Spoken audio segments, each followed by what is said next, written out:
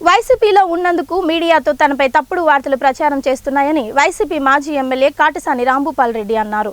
హైదరాబాద్లో బిల్డింగ్ల కూల్చివేతలో కొన్ని ఛానల్స్లో తన భవనాలు కూల్చివేస్తున్నట్లు చూపించారని ఆయన మీడియాతో తెలిపారు. తనకు చెందిన స్థలంలో వాచ్మెన్ రూమ్ కాంపౌండ్ వాల్ మాత్రమే ఉందన్నారు. తనకు నోటీసులు ఇవ్వకుండా కాంపౌండ్ వాల్స్, వాచ్మెన్ రూమ్ కూల్చివేశారన్నారు. నిబంధనలకు అనుకూలంగానే తన స్థలం ఉందని కాటసాని తెలిపారు. తనపై తప్పుడు వార్తలు ఎందుకు రాస్తున్నారో అర్థం కావడం లేదన్నారు.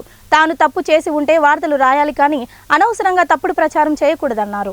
హైదరాబాద్లో తన స్థలంలో హైడ్రా కూల్చివేతపై నోటీసులు ఇవ్వనందుకు కోర్టుకు వెళ్తానన్నారు. చూపించి అవన్నీ కూల్చున్నారు. రాంభూపాల్ రెడ్డి అక్రమ కట్టడాన్ని నేను వాళ్ళని ఒకటే విజ్ఞప్తి చేస్తాను. అక్కడ మీడియా వాళ్ళు పోయిన వాళ్ళు కానీ ఆఫీసర్లు అందరినీ కూడా, రాంభూపాల్ రెడ్డికి ఆ బిల్డింగ్లకి ఏం సంబంధం?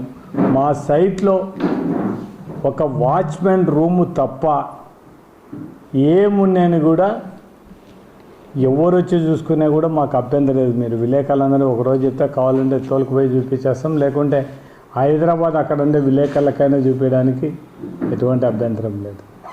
కానీ సంబంధం లేని మాత్రం మేము వైఎస్ఆర్సీపీలో ఉన్నాము అని పని కట్టుకొని మాత్రం ఇట్లా బ్యాడ్ ప్రాపగండా చేయడం మాత్రం మంచిది కాదు. వాళ్ళని కోరేది ఒకటే, రైట్, కొద్ది నిజాలు ఉంటే రాసినా పర్వాలేదు. ఆడ ఆ బిల్డింగ్ నాకేం సంబంధం లేదు. నా సైట్లో ఒక బిల్డింగ్, ఒక వాచ్మెన్ రూమ్ తప్ప ఇంకొక రేకుల షెడ్ తప్ప ఏం లేనే లేదు.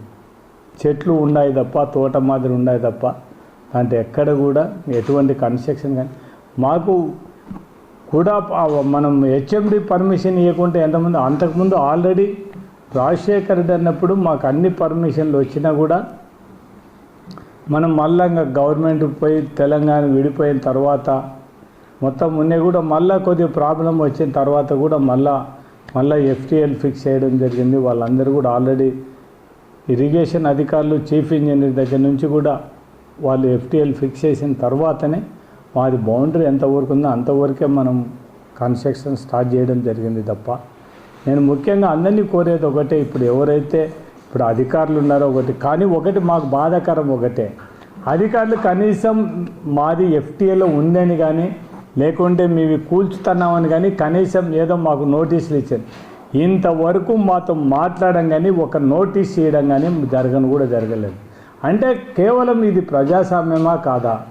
కనీసం రైట్, ఓకే, మాది ఉండే భూమి ఎఫ్టీఏలో ఉందని మీకు అనుమానం ఉంటే ఖచ్చితంగా మాకు నోటీసులు ఇవ్వాలి కదా. ఆయన ఎవరో కూడా కమిషనరు, మాకు హైడ్రా కమిషనర్ మాకు ఇవ్వాలి కదా. ఇది మేము వస్తే మాకు ఇచ్చిందంటే వాళ్ళతో పాటు మేము కూడా మాది ఎంతవరకు ఉందో ఎఫ్టీఎల్ చూపించమని అడిగినాము.